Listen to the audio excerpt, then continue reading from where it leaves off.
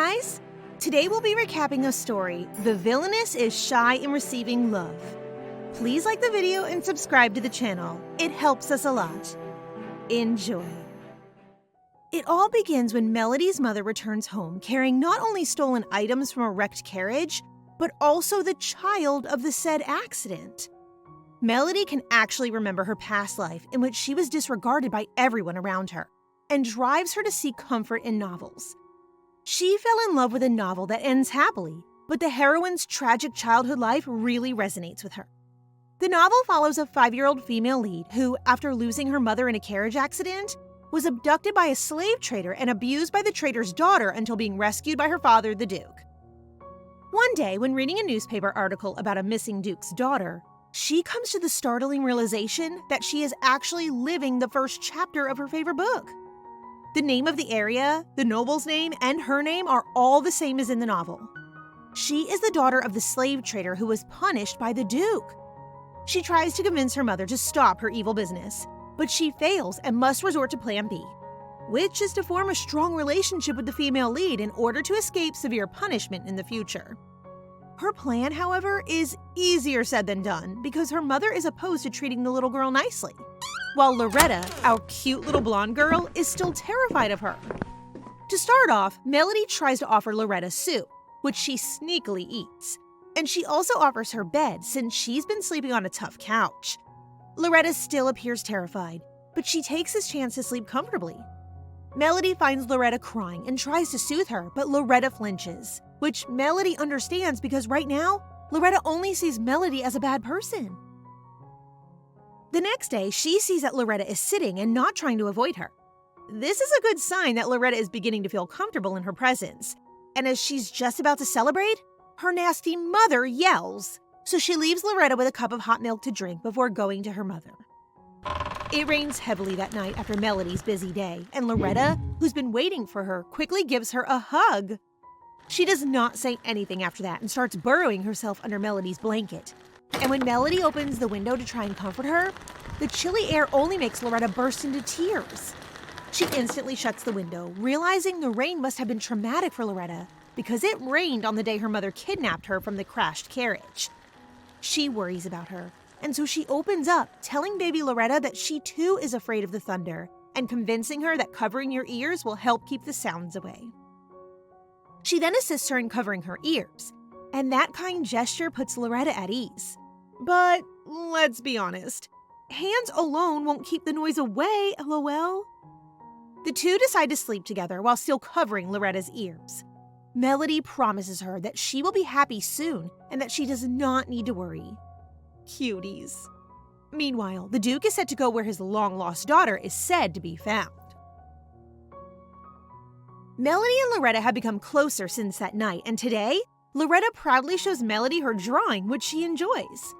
The two are having fun, and Melody uses the opportunity to bring up the word mother while the two are playing house, and is surprised when Loretta doesn't react to it.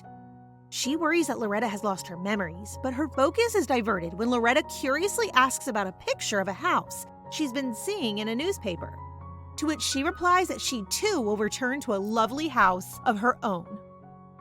Loretta begins to throw tantrums after learning that the two of them would be separated, and she despises the idea of them living apart while she hugs Melody tightly.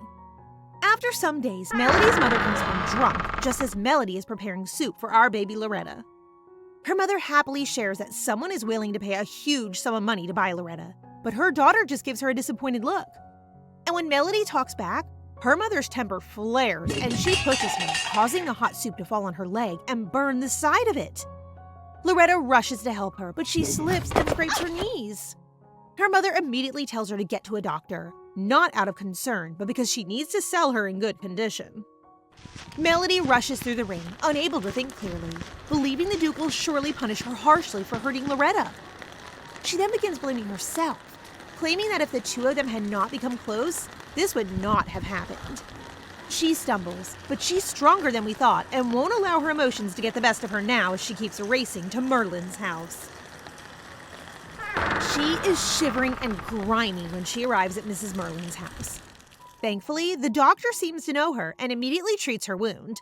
Merlin can't believe a mother can do such a thing to her own daughter, but Melody has no time for this and pleads with the doctor to go back with her to help Loretta. The doctor instructs her to stay while she prepares to go alone, but Melody gets up, telling her worriedly that Loretta is scared of the rain and will surely look for her. So they ride a horse together, but when they get close to her house, they see that a noble's carriage and a knight's wagon are already there. She then recalls that this is probably the night when Loretta goes back home, while Merlin plans to retreat as well with Melody. Melody is surprised by the doctor's decision since helping her escape would cause her future problems. But the doctor points out that the issue is her mother's and she has no business getting involved. She watches as Loretta is escorted away, grateful that she will soon return to her own happy life. But then her memories of our adorable little Loretta flood back, and she realizes that she isn't quite ready to let go of her just yet. Soon after, they witness her mother being arrested, signaling that they too should go back before anyone sees them. Merlin is a wonderful lady who treats Melody as if she were her own daughter. And since her son Isaiah has gone out to be a knight, she even offers to let her live with her to study medicine. Melody appreciates her care very much, but she decides to go to her house first to ponder over the offer more. When she arrives, the house is a disaster, and Loretta's drawing shakes her into tears because she hasn't had a chance to say goodbye. But as we all know, Loretta will not leave Melody behind, and so she comes back running for her. Loretta sounds like a heroine on her way to save her, calling Melody a baby and telling her to stop weeping while she herself is crying. Such a cutie. Just then, Loretta's father, Wayne Baldwin, walks in and offers her water. She right away kneels, apologizing, and is surprised to learn that only her mother would be punished and that she will be transported to a nursery where she can be accommodated.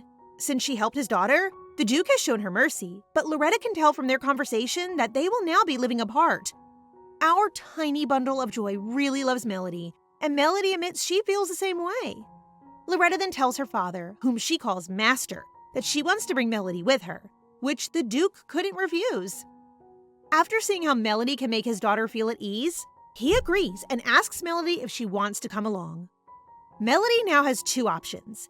She can return to Merlin and pursue medicine, or she can help Loretta, knowing the difficulties she would face. She returns to Merlin to say goodbye, and while Merlin packs her some stuff, she warns her of the harshness of living in the capital. Melody is well aware of this, so Merlin simply offers her best wishes and assures her that she is always welcome back at her place whenever she feels the need. The mother Melody deserves. Melody leaves with a grateful heart and soon finds Loretta patiently waiting for her. Inside the carriage, Melody wakes up with Loretta sleeping on her lap while the Duke observes them. She goes on by informing the Duke that Loretta's current fear of rain and memory lapses indicate that she appears traumatized from the incident. He intends to give his daughter enough time to heal and admits that he is still unsure if she is his daughter. Although Melody can confidently say that, aside from their identical looks, Loretta shines just like him, which surprises him to hear from a child. The Duke receives a directive to report back to the Emperor as they are traveling, so the two must arrive at the mansion on their own and meet Higgins, the butler, and his wife, the housekeeper. The butler escorts Loretta, leaving Melody alone with Madame Higgins, who appears to be a problem. She prepares Melody a bath, but the water is too hot for her, so she tries to add more cold water to the bathtub on her own without asking for help. However, Madame Higgins reprimands her, leaving Melody visibly terrified. The madam pours more cold water, not letting her lift a finger. And while Melody enjoys the warm bath, she notices Melody's bruises and angrily adds medicines to her body. Melody shyly thanks Madame Higgins, but she prefers to be called Grandma. Okay, I was wrong. She's cranky, but actually soft. She's a tsundere granny. That night, our baby Loretta praises Melody's adorable pajamas, and the two of them chat when Loretta begins to feel sleepy and refuses to return to her own room. Thankfully, Granny Higgins gives permission for them to sleep together, and Melody wakes up to a boy describing Loretta negatively. She recognizes the young boy as Loretta's second brother, Ronnie Baldwin, and when he tries to wake his sister up, Melody quickly grabs his wrist, shushing him. He's surprised by Melody's sudden actions, which makes him overheat and fall. She quickly lends her hand, but he just thinks she's one of those people who lies just to get in their mansion and angrily demands she go back and walks away. That did not surprise Melody at all. She already knew, but thought it would take days before they became enemies. A few days later, the Duke finally arrives home and gets greeted by a hyped-up cutie Loretta, who wishes to be rich like him in the future. It's just a sweet moment between a father and daughter when the maids interrupt, since Loretta has just ran away from them and is not yet fully dressed for the day. After entering the mansion, the Duke orders Higgins to get rid of any sharp objects in the house, since he notices how Loretta still enjoys running around. The next day, Loretta is eating snacks when the mean-looking maid, Alta, asks her if she really is the Duke's daughter. Loretta doesn't seem to be bothered by this and tells Alta that Melody has told her that she is the Duke's daughter and doesn't care what anyone else says. The maid tells her that only the temple's priest can decide if she's really the Duke's daughter, so she should be good. She also warns her that Melody will be locked up for lying if she doesn't get approval, which is when Loretta starts to worry. That night, Loretta asks for advice on how to behave well around the Duke. Melody assures her that simply breathing is enough, but Loretta wonders if that will be enough to win the Duke's favor. Loretta shares her worries about what Alta told her in the garden. The idea that they might take Melody away scares her a lot, and she becomes concerned if her father is really nice. Melody feels he is because he allows her to be with Loretta, and she learns that it was the Duke who ordered the glass decorations to be removed so they don't accidentally hurt themselves. Thus, she likes the Duke, making Loretta like him as well. Looks like the Duke hears the children talking about him, which makes him flutter. He then tells Higgins to give the kids gifts that are, blue. So random, but I love that he overheard them. The next day, Loretta and Melody are surprised to receive an expensive blue hat as a gift from the Duke. Loretta is so excited running with the hat on, while Melody is unsure if she deserves the gift and wants to personally thank the Duke. To make her feel at ease, Mr. Higgins assures her that he will relay her message to the Duke when he returns, and adds that the Duke will be pleased to see her using the gift he gave her. She gives it a try, and it suits her really well. Loretta rushes to the maid Alta, who, on the way, questions the little girl about the Duke's sudden friendliness and assumes it's because Loretta took her advice. Alta continues to bully her, which prompts Loretta to run away and go to Mrs. Higgins, who looks really scary right now. Our sly little Loretta repeats everything Alta says to her, making her shiver in terror. Alta tries to cover it up, claiming the lady is still young, so she is bound to say things incorrectly, not knowing Loretta is wise enough to remember everything she has said. This isn't something a child would make up, so the granny believes it and tears Alta's uniform with her badge. Better if she could rip her hair as well. Kidding. Anyway, she is now on her knees, admitting her mistake. Then she blames Loretta for her fate? This nasty maid tries to slap a 5-year-old kid, but luckily Melody is there to protect Loretta. That afternoon, Mr. and Mrs. Higgins express their displeasure with Alta's actions and informs Melody and Loretta that the maid has already been fired. Loretta is eager to devour the carrot cake in front of her, and Melody invites all of them to join them in eating the cake, turning tea time into a tea party. The butler reports back to the Duke about what happened and makes sure the maid will not be able to get another job anywhere. Melody knocks on his office and hasn't forgotten to thank the Duke for the hat before the day ends. She shares how much fun Loretta had and how it would have been lovely if he was there as well. But the Duke reacts in a cold, unintentional way that he doesn't like tea time, scaring Melody. But before she leaves, she expresses how much she likes her hat, which surprises the Duke. Melody decides to assist Mrs. Higgins in the kitchen, telling her that she enjoys doing something, and Granny gives her some peanuts she peeled, and warns her to stay away from the kitchen for a week because they would be busy cooking delicacies for the 3 elders. As she walks to her room, she is surprised by the young master Ronnie. He's grumpier than ever and refuses the peanuts she offers, but then warns her to keep an eye out for them since the visitors, the elders, don't like her and Loretta and may try to kick them both out of the mansion. She thanks him for being concerned about Loretta, but he blushes and denies it. So she wonders if he's worried about her instead, making him overheat again. LOL. He walks out and calls her ugly. We see you, little Ronnie. During the elders and the Duke's meeting, they express concerns about Melody being a slave's daughter and question the Duke's decision to bring her to the mansion. The Duke clarifies that he has entrusted the child with a task, to which they all object, claiming the Baldwin family cannot hire a criminal child. He corrects them, saying that she is neither a slave or an employee, but rather a guest at his pleasure. The elders continue to insist that no title, no royal blood can enter their family, and they even use the previous Duke's name. The Duke has had enough with their games and warns them that he has the last say in how his visitors are treated. But their discussion is cut short when he receives a call from the shrine and immediately leaves. While Melody and Loretta are enjoying their meal, the maids are thrilled to present them the gifts they received from the Duke, and when they open it, they are amazed to find 2 beautiful green ribbons. The maids place them in their hair, which they both enjoy. Later that evening, Loretta asks Melody whether she notices the terrifying elders whispering while watching them during dinner. She then comes up with an idea and asks Loretta to get her pillow because they need to go to the safest place in the mansion. The Duke worries about their safety at the time when he hears someone outside his door and is astonished to see the girls begging if he can help them. Melody says she wants him to keep Loretta safe and goes on to say that the young master Ronnie warns her to be careful, and she thinks that the Duke is the only one who could be trusted in the house because he is Loretta's father. He promises her that he would keep them safe. And she feels relieved, thanking the Duke, and prepares to leave the room when Loretta asks where she is going and explains that she should return to her room and she should stay at the Duke's side. Loretta insists for her to stay because the bed is big enough for them to sleep together, and when she asks the Duke's approval, he agrees to her right away. Loretta shows the Duke his spot on the bed while Melody thanks him for granting her request and expresses her gratitude for the ribbon with the Duke's color on it. He lets her sleep, telling her it's not time for children to stay awake, and she bids him goodnight.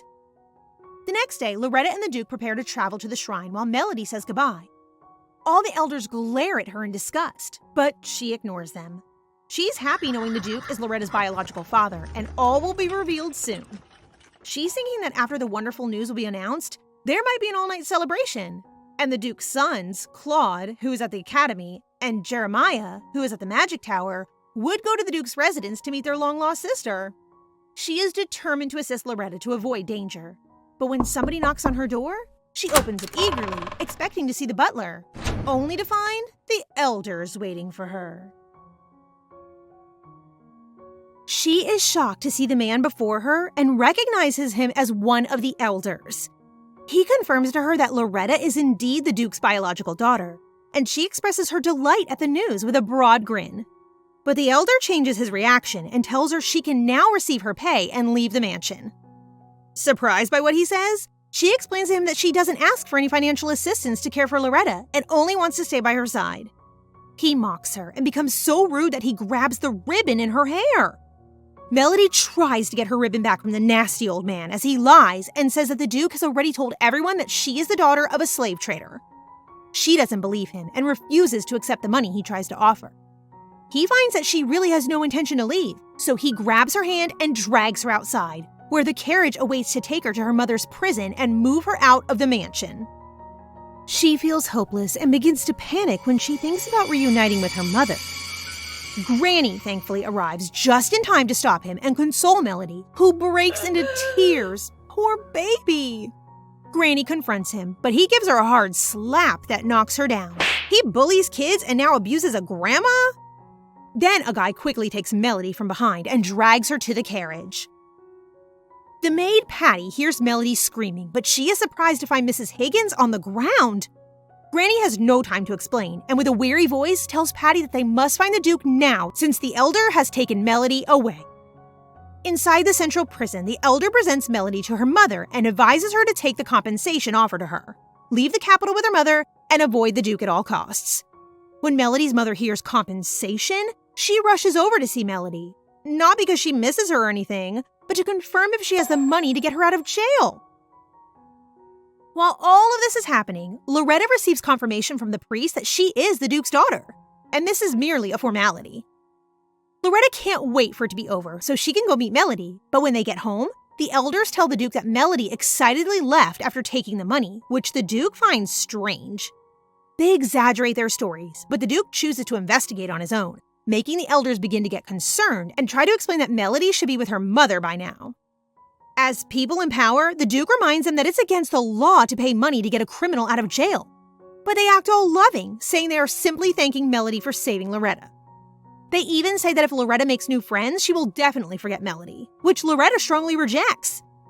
Just soon after, a visibly distressed Mrs. Higgins enters, eager to fill the Duke in on what has happened in his absence. The elder just won't shut up and keeps rubbing in Melody's face that she's really unfit for the mansion. Her mother doesn't care at all and just needs the money. When she finds that Melody has dropped it in front of the mansion, she goes crazy and thinks she purposely hid it. The guard refuses to release her mother without payment, so the elder decides to just leave Melody there to rot as well. Melody's mother grabs her and starts blaming her while Melody stares blankly at her. She then gets thrown to a cell when suddenly the Duke appears to save her. The jail guard trembles after seeing the Duke, while Granny quickly removes Melody's handcuffs and yells at the elder. She can't believe he can treat such a precious child so cruelly, but Melody is just another crook in his eyes, and he's blinded by his own social rank. You're too old to be bullying kids. The Duke let the old man go while he orders Mrs. Higgins to let Melody stay for a while, which confuses her, but she complies and leaves. He starts to talk to Melody by apologizing. Then he hands her a bag of gold coins that she dropped in the mansion. Her mother overhears it and convinces her to take it so they can have a comfortable life together. Lies! Melody knows that the Duke is giving her the freedom to decide right now, but she is concerned that she may cause problems for the Duke's family in the future. But the Duke assures her that it will be all right. Besides, Loretta will surely cry without her, and Mr. Higgins and his wife will be sad, and he will be unhappy as well. Her happy thoughts quickly vanish when her mother creeps in to see what's in the bag. She uses words that a child wants to hear from a mother, but she can't hide her desire for the money. So when she asks for it, Melody tosses the bag, spilling the coins all over the floor, and she happily grabs each coin. Melody can't stand seeing her mother acting like a money addict, so she leaves as a guard begins to confiscate her mother's gold coins. Even the Duke is taken aback by how insane Melody's mother is. Loretta races for her as soon as they arrive at the mansion, and they hug. While the maid works on her injuries, Loretta enters her room and attempts to blow away her pain. Look at that! Sailor Loretta to the rescue! Melody wonders why she likes her, but she has no idea, so she gives her a big embrace and tells her she just truly likes her. Meanwhile, the Duke receives a letter and orders the cleaning of his eldest son's room in preparation for his return. Patty notices Loretta isn't in her usual mood and asks her many questions to find out what's bothering her. She reassures her that she can tell her anything and will keep it a secret. The little girl then confides in Patty what her brother tells her. Loretta and Melody are not family. She wants to live with Melody forever, which she thinks is now impossible, and it bothers her a lot. Our cute baby even wishes her father had also given birth to Melody to complete her family. Patty has a plan for Melody to become a member of their family, which makes Loretta happy, but she can't tell her. Patty tells her coworker about her plan, but her colleague dismisses it as ridiculous because Melody can't possibly marry the Duke's son. As the two continue talking about the marriage, a cute, cheeky Loretta overhears it all and believes marriage is the solution. She thanks Patty and runs away, leaving Patty, whose soul has already left her body. Meanwhile, Melody informs Grandma of the development of her bruises, stating that she doesn't mind having scars because she already has a lot in her body, and that makes Granny furious. She believes that Melody has experienced many hardships at a young age and wants to take care of her. Well, in her own way. She informs Melody that the Duke's eldest son is returning home, and she assigns her to serve the young master's tea every day. This way, she will learn etiquette by observing the young master. Melody doubts her abilities at first, but decides to give it a try, which pleases Grandma, who tells her not to displease the young master. Melody rushes to hug and thank her, as she knows this is how she shows she cares. Mr. Higgins greets the Duke's eldest son the following morning, telling him that his father is in the Imperial Palace, and that they have a guest whom he thinks he will like.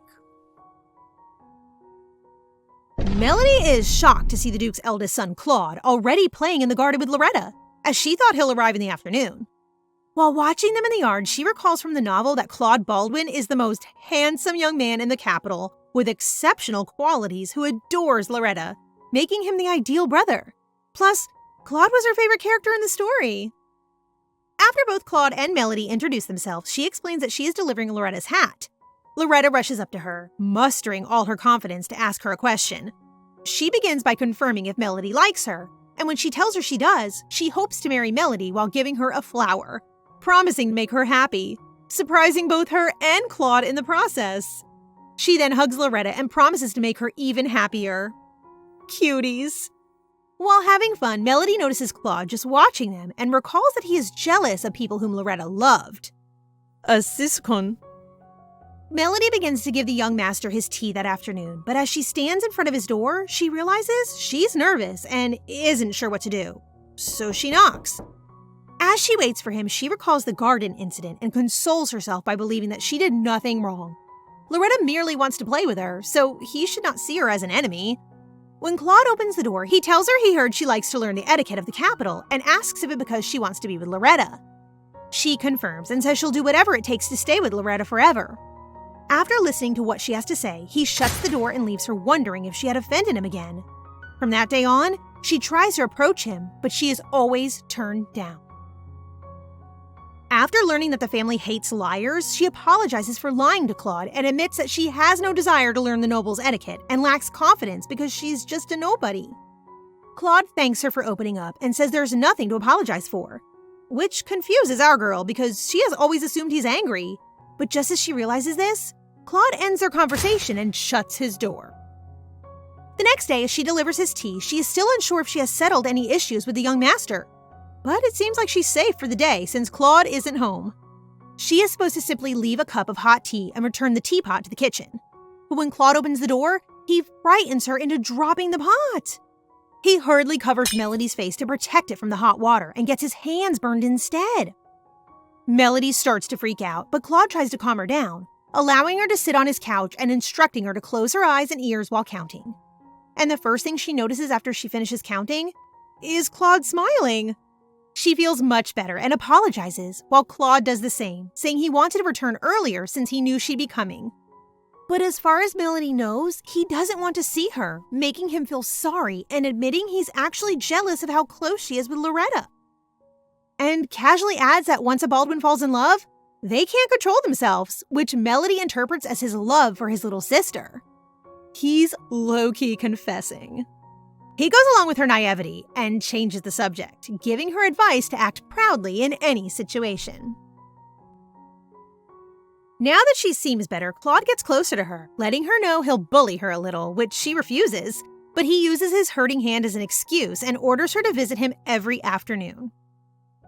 It's been days since she began sitting at Claude's table, doing some transcribing for him as Claude innocently supervises her and enjoys his tea. She's really having fun, but thinks Claude is too mean for not telling her what she's transcribing for. Then, she bumps into one of the nobles who doesn't like her and believes he is part of the upcoming incident she read in her novel. As she continues thinking, the maid escorts her to the Duke's office and is surprised when the Duke gives her a new green ribbon.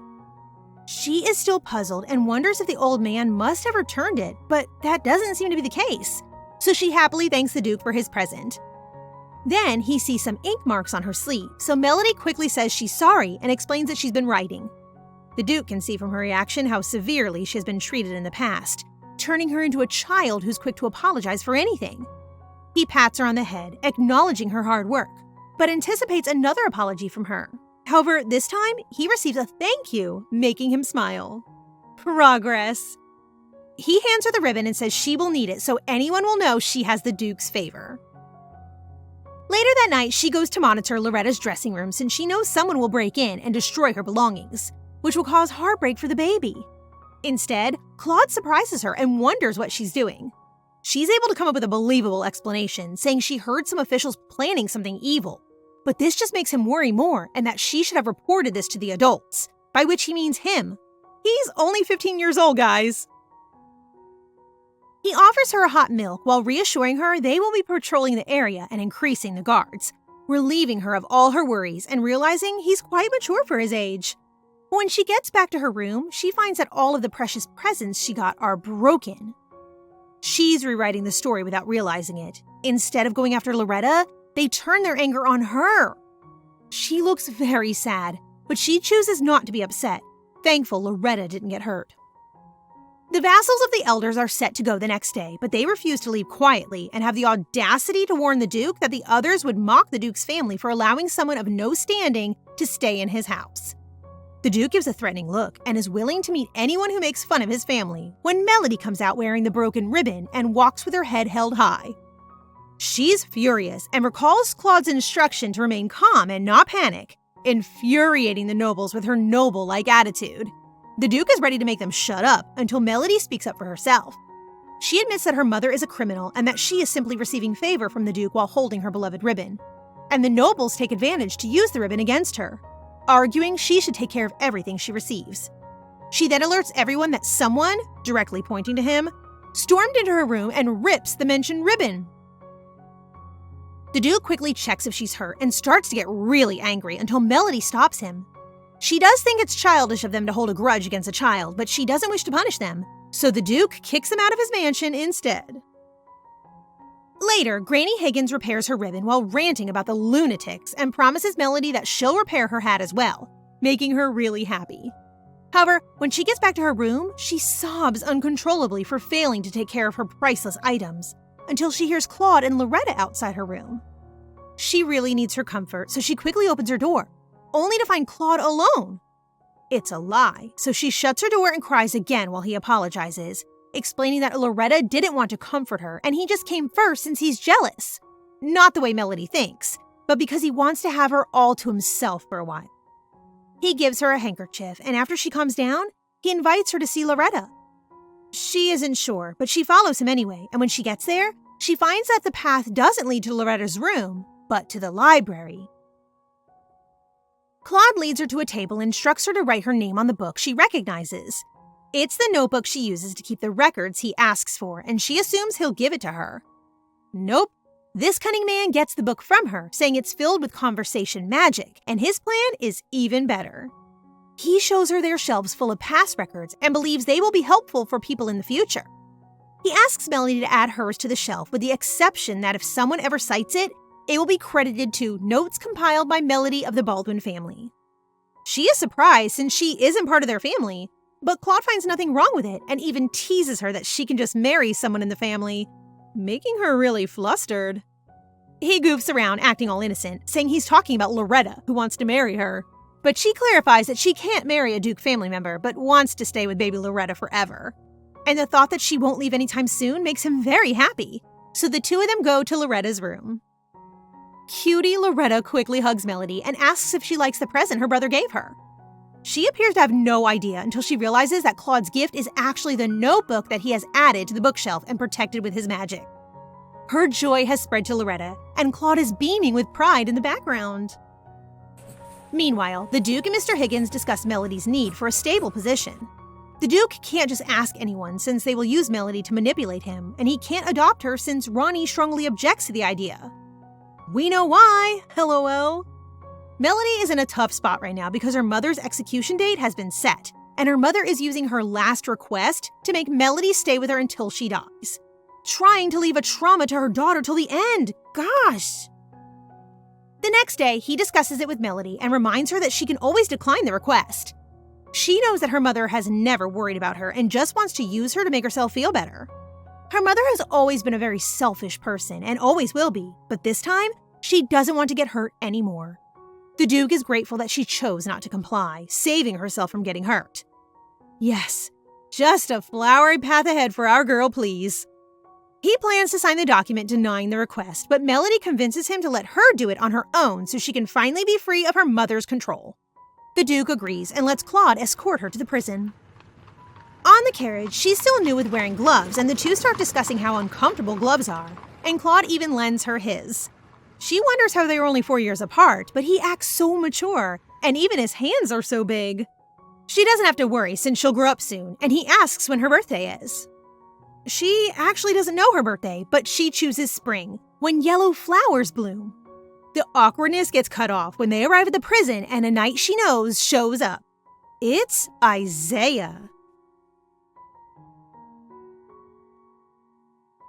Seeing her childhood friend brings back memories of Isaiah defending her from bullies. They took her shoe once, and Isaiah caught the bully for her so she could get her payback. But she's just so nice that she let the bully go. He scolds her for being so kind and swears to protect her ever since. And that night, she will never forget when Isaiah returns her missing shoe. He's sweet.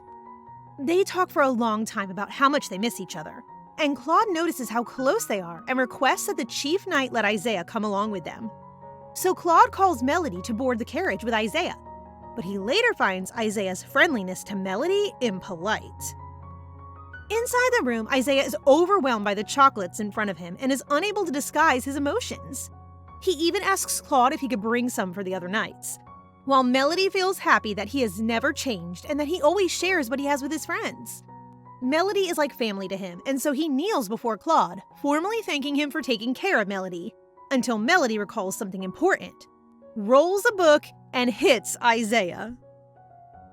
Melody remembers Mrs. Merlin, Isaiah's mother, telling her to slap her son in the head if she ever sees him. She smacks him and orders him to write a letter to his mother. He could never write a letter to his mother since he believes she regards him as a disgrace for not pursuing medicine.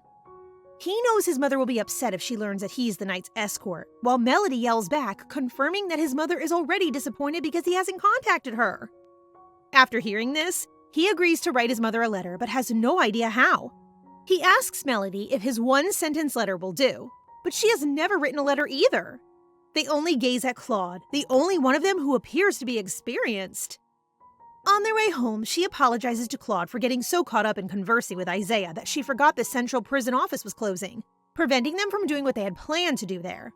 But he reassures her they have plenty of time to do it. He also agreed to teach Isaiah, but he didn't want the vulgar boy around Loretta, making her realize he hates Isaiah.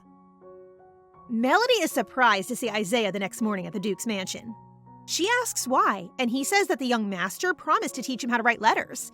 However, she is concerned because Claude has informed her that he will be busy today, so the scheduled tutorial will have to be postponed. Well, Isaiah is even happier to hear the news, and since it's his day off, he tells her they may play together until the evening. During their conversation, Claude enters her room looking so tired, quickly checks if Loretta is with them, and is pleased to find she is not there. Melody assured the worried young master that Isaiah will not harm anyone and that he's trustworthy. Just then, Mr. Higgins informs them that Loretta wants to meet Melody's guest, and they both shout no, causing Loretta to cry. Claude, the siscon, is quick to comfort his little sister to stop her from crying. They all ended up staying in one room, with Isaiah improving his writing abilities, Loretta enjoying drawing, and Melody noticing that Isaiah is a fast learner, proving that he is the smartest kid in their village. Claude hands her a piece of paper and urges her to write as well, but she has no idea who she should send her letter to. He suggests and whispers to her that she can send the person who recently helped her and close to her. She misinterprets his signals and decides to write Loretta a letter. Claude, just tell her you want a letter. Loretta is so happy to let Melody know that she is also writing her a letter, and she proudly shows her paper. Melody embraces Loretta while telling her that she likes her so much, and she finishes her letter as well. Before Isaiah goes home, Melody warns him to write his mother at least once a week, and that the young master has helped so much that he should also try his best. He will, but he wants her to promise that she'll never see her mother again because she's too kind-hearted and will just hurt herself. He admits that when he saw her at the prison entrance, he was worried that she would meet her mother, but relieved that she did not. Isaiah knows her well and fears that she will change her mind, so he encourages her that it's okay to ignore the last request because it will be the best revenge. She agrees, informing him that she has already decided not to suffer anymore. Melody and Claude are now delivering the letter to their mailman, and she's happy to know Mrs. Merlin will receive her letter in just a week. Before leaving, the mailman asks Claude where to deliver his birthday gifts this year, and he requests that he deliver them to the academy. Melody thinks his birthday is just around the corner, but Claude explains that it's just a pre-check to make sure there are enough carriages for the gifts. The mailman assures her that she will also receive many gifts on her birthday as she is a special guest of the Duke. The mailman asks Melody when her birthday is, and since she doesn't know, she simply says it's in spring. Just spring. The mailman realizes that he may have asked the wrong question, so he breaks the tension by offering to deliver her birthday gifts on any spring day, and he bids them goodbye. Melody tries to cheer herself up by telling herself that her birthday could be on any day in the spring, but she knows deep down that she's lonely. And as if he could read her mind, he suggests asking her mother because he notices how curious she is to know about her birthday. A guy who pays attention. Love it. His encouragement is making her waver. Melody is surprised when Mr. Higgins informs her that she is a visitor, the mailman, who has come to apologize for hurting her feelings the last time they discussed birthdays. He suggests that she choose a date she likes as her birthday, so her name will be attached to a beautiful day and she will receive many congratulatory letters or gifts from her loved ones. He adds that everyone has the right to enjoy something on their special day. Hearing all his words makes Melody consider Claude's suggestions for meeting her mother.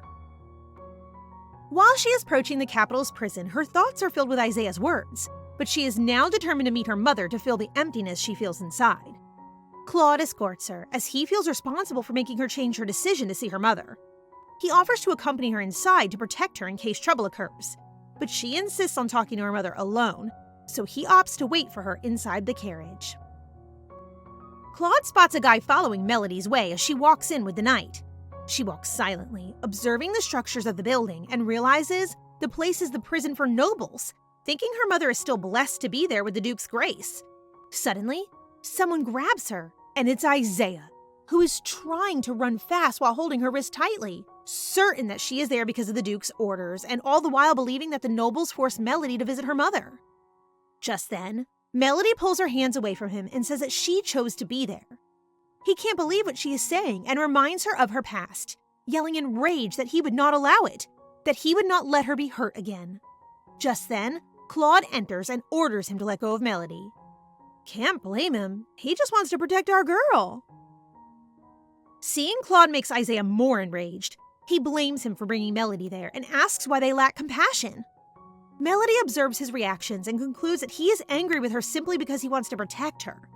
She explains that the Duke actually doesn't want her to be there, and it's her free will to see her mother. Hearing this, Isaiah loses his temper once more, and his voice starts to tremble. He really wants her to let go of her evil mother and live a happy life. She holds his hands, trying to calm him down, and informs him that she has something to ask her mother. It doesn't mean that seeing her mother makes her forget the past. She explains that she's already decided to live for herself, and smilingly tells him she's really fine now. When she was bullied in the past, she told him the same thing, so he doesn't believe what she's saying. The young master commands the knights to take Isaiah, and this time, he quietly complies. Melody's knight escort instantly apologizes and brings her to her mother, while Claude waits for her in the hall. Her mother acts all worried about her now and starts talking about her plan to get out while Melody sits in silence. She understands that her mother is only looking for some comfort, so she stops her before she can apologize and ask for forgiveness. She has made up her mind, and now she only cares about one thing: finding out her exact date of birth. Her mother sweats at the sudden question, and all she can answer is that she was miserably kicked out of the capital, so she doesn't know. Not the answer Melody is looking for. She starts to leave, making her mother yell her heart out. She was tired to death when she was born, so she should just be grateful that she decided to have her. She then shares that it was spring and snowing that day. There were knights everywhere, and no one dared to open their door for her. I was touched for a moment there, until her mother blames her for all the suffering she went through. Her mother didn't change until the very end, and that's probably for the best. She can now let go of her without feeling guilty. Her mother's hatred for her is so great that if there weren't bars between them, she might have killed her own daughter. After her last goodbye, she meets Claude where he said he would be waiting and finds him intriguingly odd. He praises her bravery, smiles at her warmly, and the two get ready to go home. That night, she visits the Duke in his room to plead for mercy on behalf of her friend Isaiah. She explains that Isaiah has been looking out for her ever since she was little, and that he was only trying to do the same thing earlier. The Duke now has second thoughts about the punishment, making Melody relieved. However, that doesn't mean the Duke will not give the young boy a penalty. Not on his watch. But of course, the Duke will not punish Isaiah severely, which she appreciates. The embarrassed Duke then makes an effort to casually present her with a gift, telling her she needs winter clothes to visit her friend, so he gives her a catalog.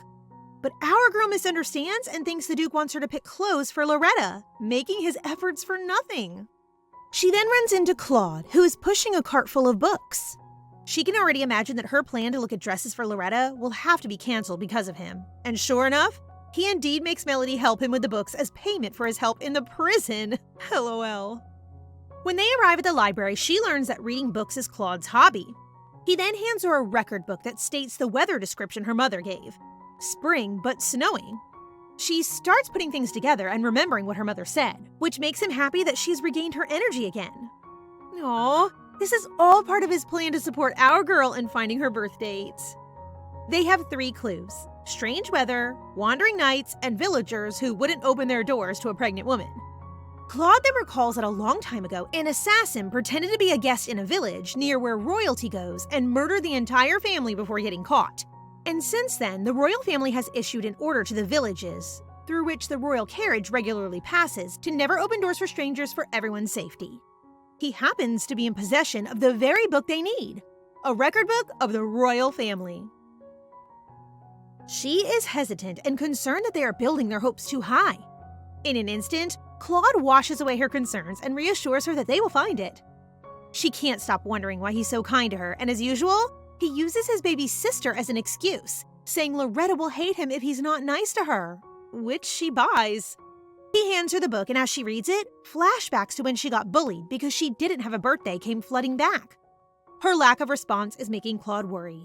When he realizes she found it, she found her birth date! He wipes her tears away, and now he can finally ask when her birthday is. Aw, thank you, Claude! And it's incredibly sweet to see that her birthday has been marked on everyone's calendars.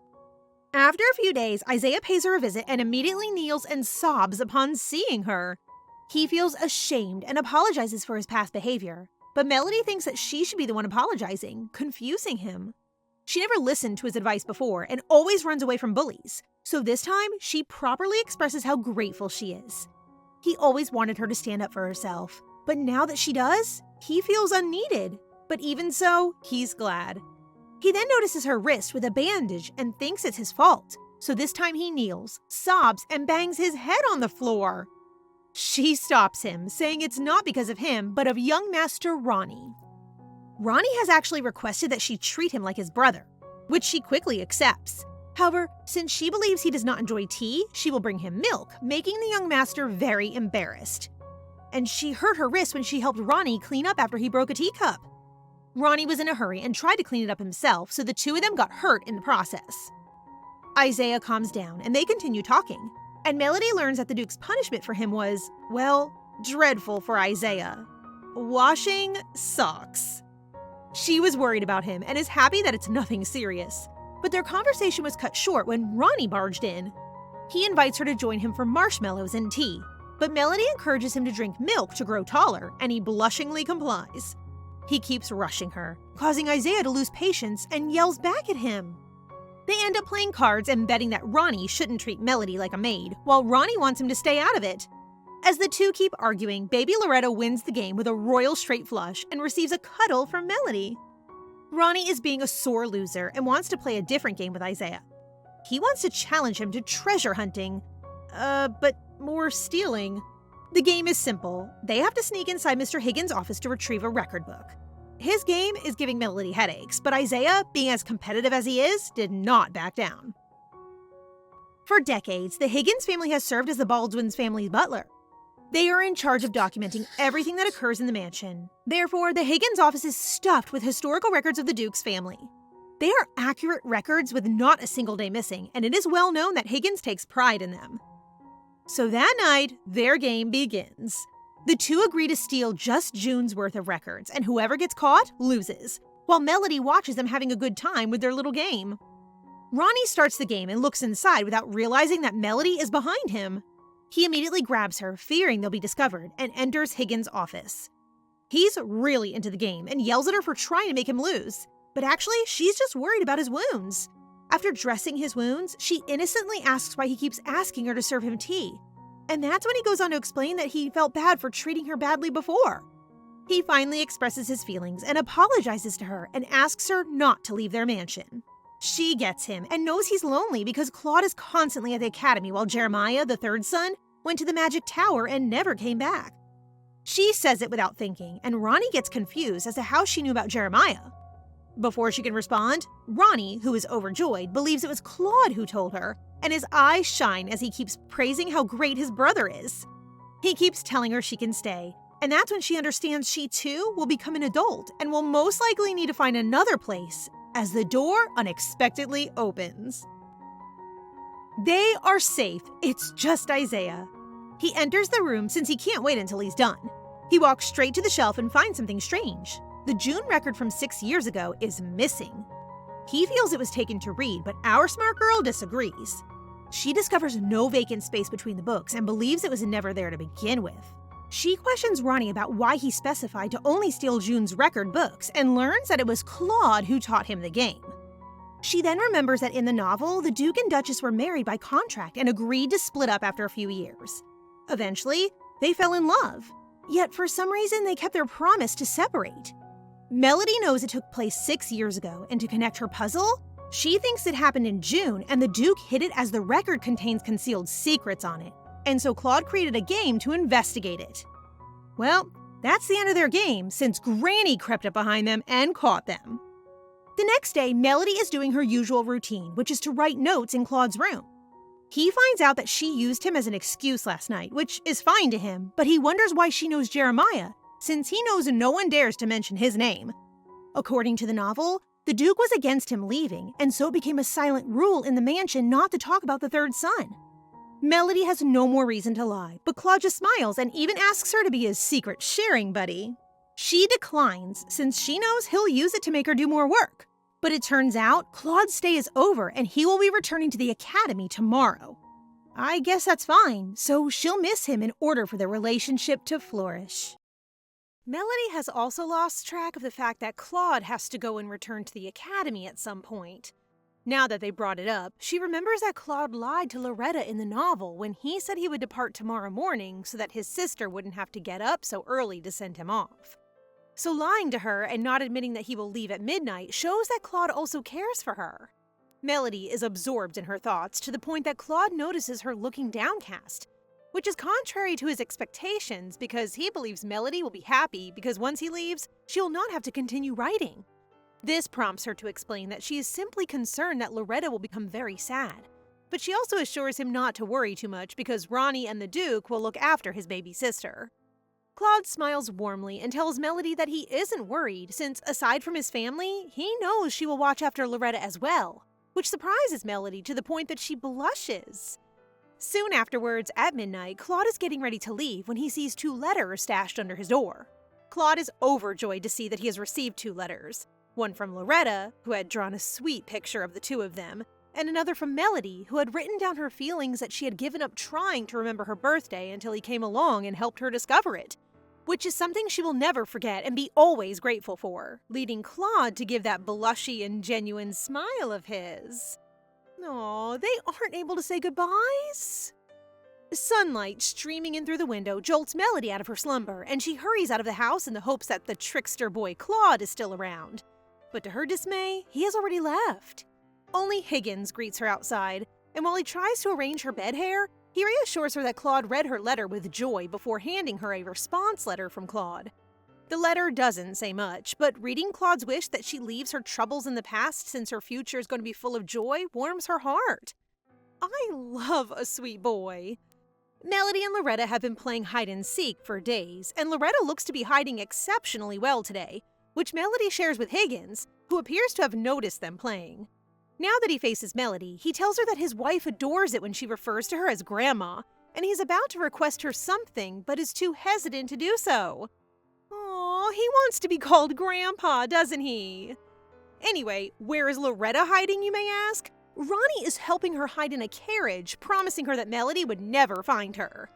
I think this is going to be a problem. Inside the Duke's office, Higgins regretfully informs Wayne that he has not received any letters today. This saddens him, as it is almost winter and he has yet to receive a letter from his son, Jeremiah. Back to Melody, she spots Ronnie and approaches him to inquire as to if he has seen Loretta. However, this little boy swiftly averts his gaze, as if trying to hide the fact that he assisted his sister in hiding before he storms off. He's so excited because he thinks Loretta will win the game today, and he plans to do it again next time.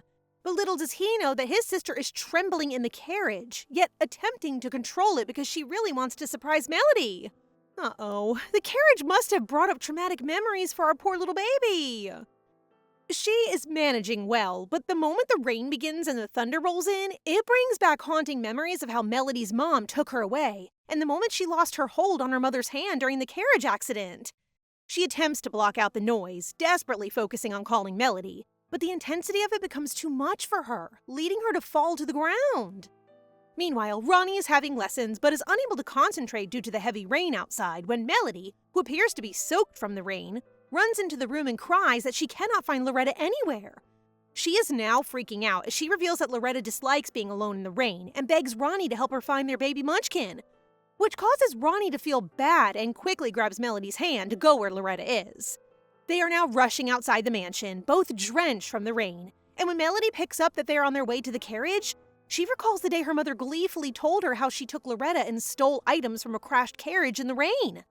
Melody is now heavily breathing and hurriedly enters the carriage, only to be taken aback to see Loretta sweating and unconscious.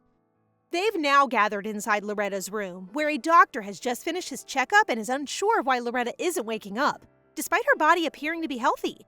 The only thing he can confirm is that Loretta was most likely unconscious due to a mental shock, which both Melody and Ronnie find terrifying. The Duke promptly kneels down in front of the two anxious kids, telling them that what happened to Loretta was not their fault, and assuring them that everything will be all right, which causes them to cry even more. Aw, I love how gentle the Duke is with his kids. It's been days, and while Melody is aware that Loretta suffers from painful memories in the novel, it was never specified that she slept for so long, so she can't help but blame herself, knowing that she's the sole variable in the story. If she didn't exist and Loretta had not gone hiding in a carriage, she believes that none of this would have occurred, which Ronnie overhears and swiftly dismisses because all she did was play with Loretta. Still, Melody blames herself for not informing Ronnie about Loretta's fear, which caused Ronnie to become frustrated, claiming that he should have known about his little sister's pain from the beginning.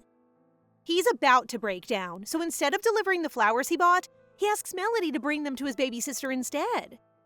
I'm glad that Ronnie knows how to take responsibility. Thankfully, he isn't the spoiled brat I expected. Inside Loretta's room, Higgins proposes to the Duke that they seek assistance from the Magic Tower, as even the temple priest was unable to help them. He fears that if they delay this, Loretta's health could deteriorate due to her inability to wake up for several days. Wayne, on the other hand, remains silent as he recounts the night his wife Beatrice asked him to promise not to reveal anything about her to their children. Oh my goodness, what in the novel world happened to her? On the bed, she lies sideways, her back wrapped by a bandage that seems to be bleeding badly.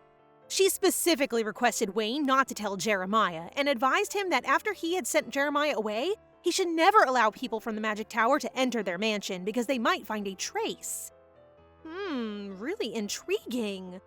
Anyway, Higgins can tell the Duke is torn about what to do right now, so he reassures him that the Magic Tower will not detect anything because there's no sign of the madam in the mansion anymore. Oh, Grandpa here knows what's going on. The Duke then looks at his sleeping daughter and realizes that Loretta is more important than anything, so he sends a request to the Magic Tower. Jeremiah is an exceptional magician, and his magic vessel has been comparable to that of an adult magician since the first time he entered the Magic Tower. He is more skilled than anybody else and can already be described as a high-class magician at such a young age. But in order to become a successor to the Magic Tower, one must have no flaws. However, even if the young boy is more than capable, he is still not a magician in name because the owner of the Magic Tower saw darkness in Jeremiah's heart, which is connected to his first memory. Speaking of Jeremiah, he is now in the office of Owen, the owner of the Magic Tower, and is surprised to learn that the old man will give him a chance to finally become a magician, provided he can complete his last assignment. It isn't until Owen presents Jeremiah with the request letter from the Baldwins that Jeremiah's excitement quickly fades. Owen notices that Jeremiah is uncomfortable with this, so he guarantees him that he would not send him alone, but the young boy declines, claiming that he can do it alone because that is how all magicians show themselves worthy. He takes the letter and, while appearing driven, pledges to return successful. Jeremiah looks nice with his blue wavy hair and black eyeglasses, but I bet he'll look even cuter if he behaves like a child and smiles. Not long after, Jeremiah returns home, but he acts so formal and introduces himself as Jeremiah, the Magic Tower cultivator, which puzzles his father, while his not-so-big brother Ronnie appears overjoyed to see him. However, Jeremiah only smiles as he explains that he has yet to obtain the title of magician, but reassures him that he'll be able to help the Duke's daughter.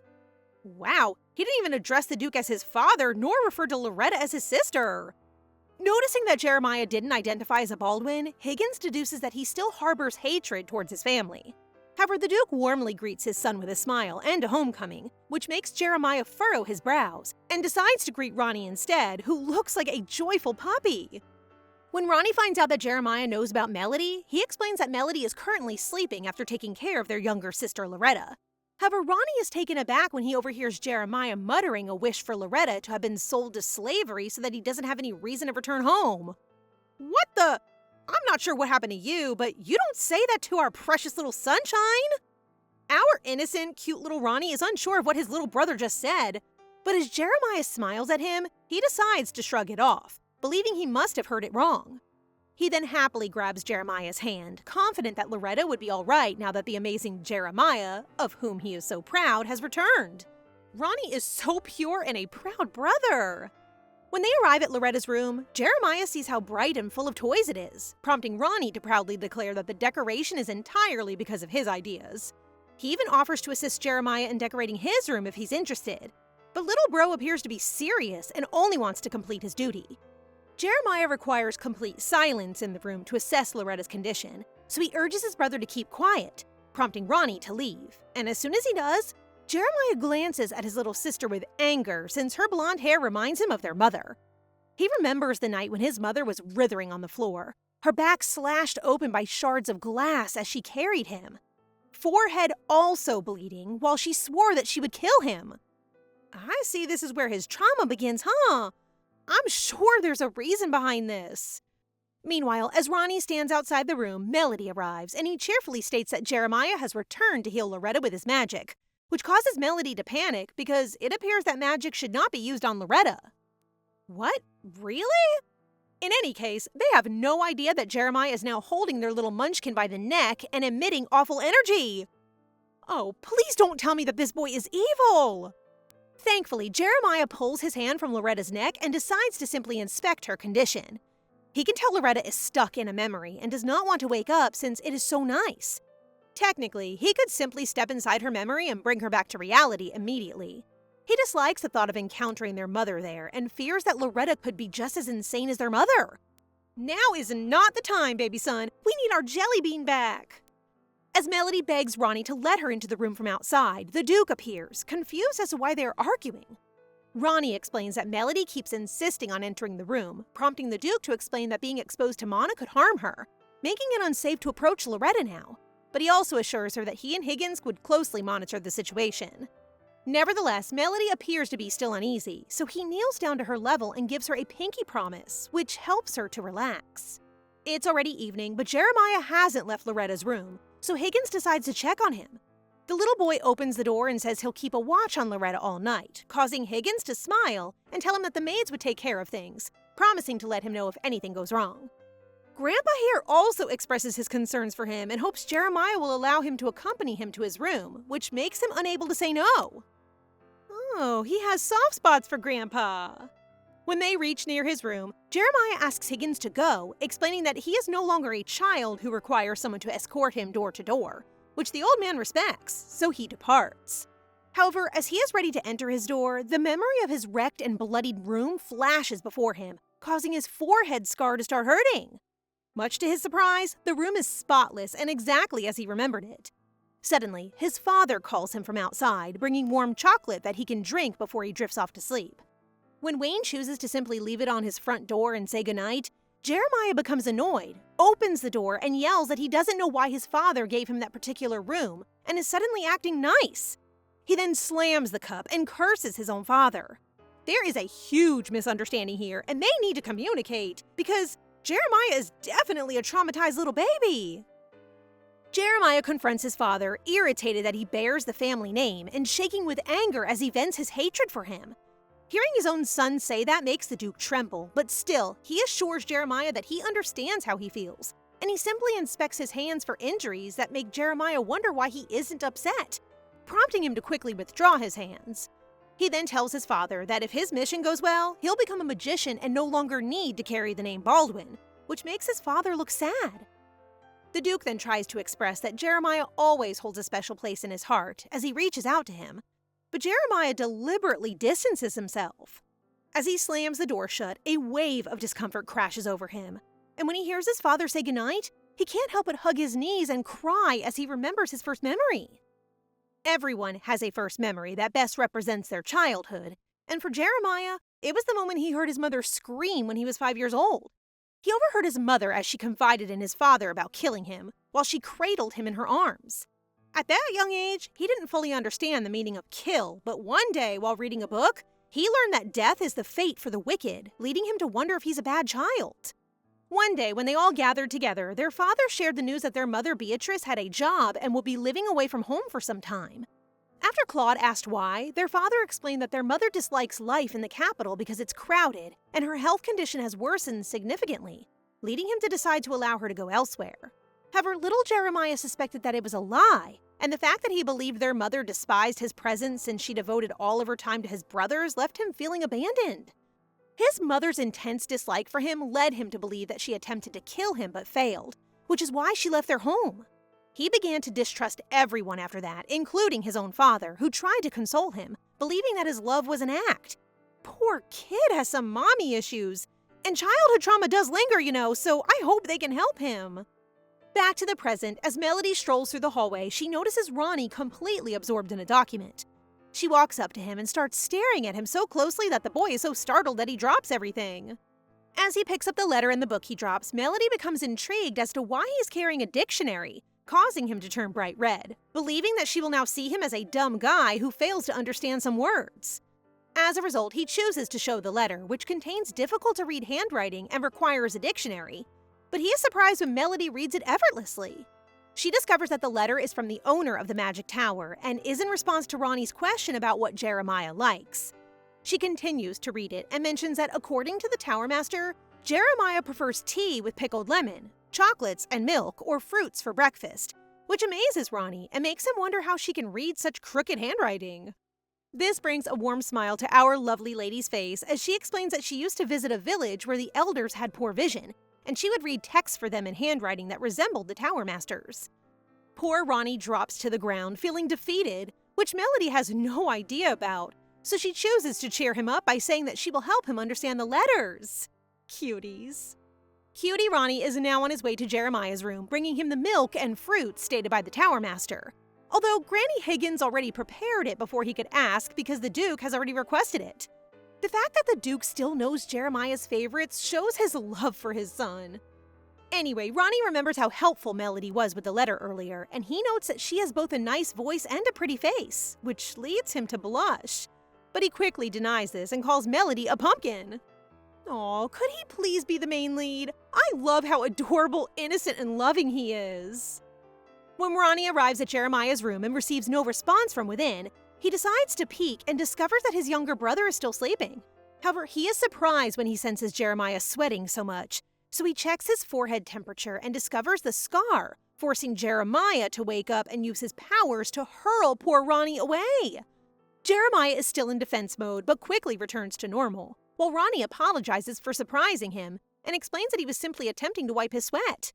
However, when Ronnie brings up the scar on his forehead and asks who dared to hurt him, Jeremiah's eyes darken and he smiles bitterly, asking Ronnie if he would hate the person who did it. Oh my. Ronnie is taken aback by what Jeremiah has just said, but as his older brother, he swears to hate the person who gave him his scar. This prompts Jeremiah to ask one more question, requesting that Ronnie confirm that he will not forgive the woman who did it to him for the rest of his life, which Ronnie promises.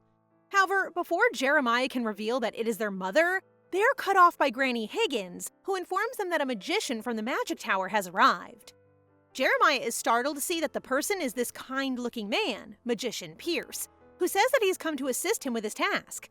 The Magic Tower received his report yesterday, which is actually perfect.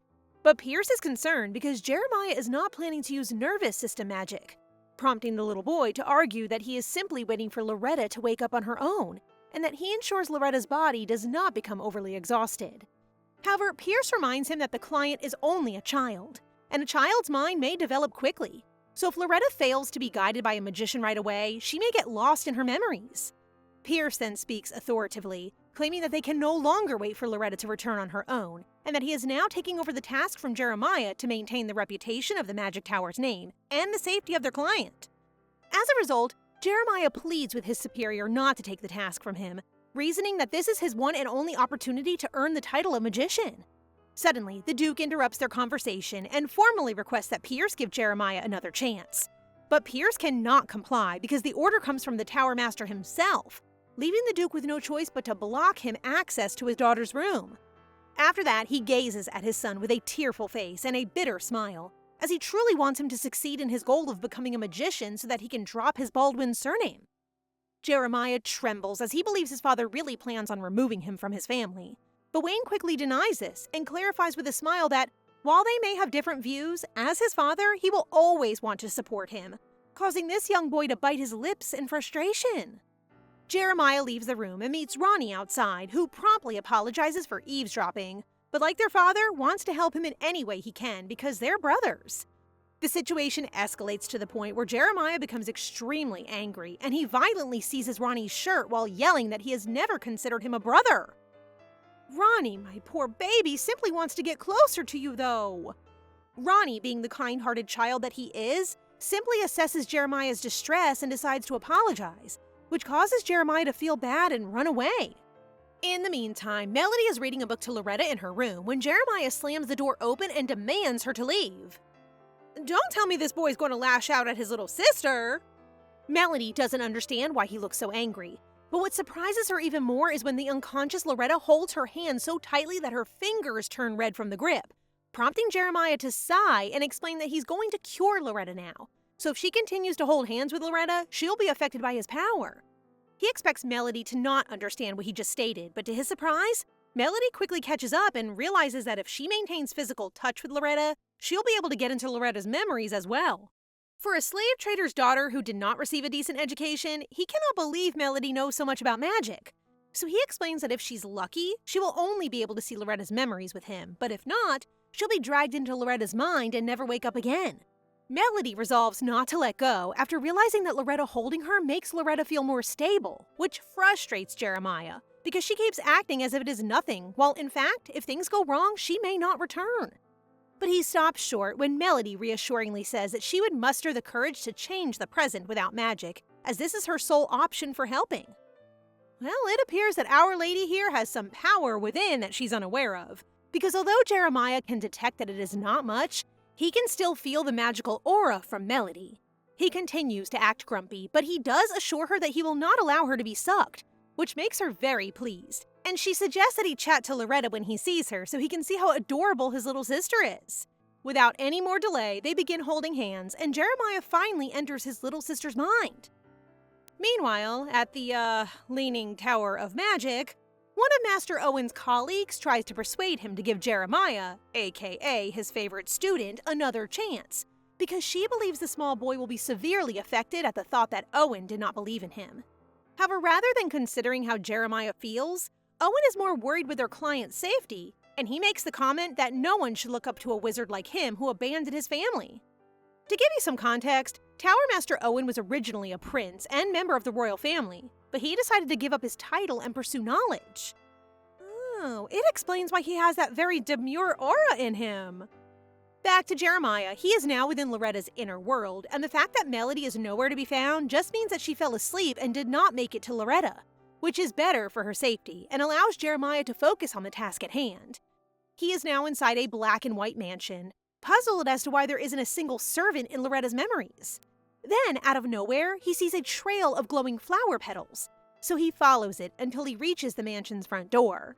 Upon opening it, he is taken aback by the sight of a serene and bright backyard, but his awe is abruptly interrupted when he feels a tiny hand grabbing his fingers. It's Loretta! I miss you, our little cutie honey bun! When Jeremiah reveals that he is a doctor, Loretta is overjoyed and swiftly leads him somewhere, while Jeremiah observes the surroundings and finds the warmth of the sun and aroma of the flowers to be quite realistic. Even the breeze of the wind feels so real that he can't believe that a little child who can recall such a specific event has forgotten the existence of a servant, leading him to conclude that Loretta and their mother must have lived somewhere quiet without anyone. He then starts to wonder where she will take him, prompting the little one to inform him that Melody is sick. But when they get in a carriage in the middle of nowhere, he is horrified to discover that the unconscious person is their mother. Oh no, the very person he doesn't want to see! But how can anyone be upset when their mom looks so peaceful and lovely sleeping? Jeremiah looks at his mother and begins to sweat heavily, forcing him to hurriedly cover up his eyes, and ask Loretta whether the lady in front of them is the Melody she knows. The reason why he's waiting for Loretta to wake up on her own is because he assumed that she was having a wonderful dream. But now he realizes that his little sister is struggling with her memories, forcing her to get lost within. Loretta returns her gaze to their mother, and all she knows is how much she loves her. But Jeremiah's question has caused her to doubt whether the person in front of them is really Melody. Loretta is now emitting a sweet scent, implying that she only has beautiful memories with their mother in her heart. But when Loretta says she doesn't recognize their mother, Jeremiah becomes extremely upset and finds it ridiculous. He believes that someone like her, who only has good memories, should be able to remember their mother, which triggers him to cry. My heart goes for these two traumatized babies struggling to heal from their trauma on their own. Nevertheless, thanks to him getting mad, Loretta finally remembers their mother, causing her to start bawling her eyes out as she probably figured out that their mom is already gone. But now that her memories have returned, the scenario changes. Now they're in the path of a huge storm, and their carriage is being pulled along with it. He notices Loretta's shaking hands as she clings to their mother, and he realizes that they have entered Loretta's fear, considering that they had lost their mother in the carriage accident. Finally, he gives their sleeping mom a good look, and he wishes he could tell her that the child she tried to kill before has grown into an exceptional person adored by the Magic Tower. He really wants to know why she left him without apologizing and whether there's something wrong with him. Even though he despised her, the day he heard that their mother had passed away, the poor boy sobbed uncontrollably, longing to see her again.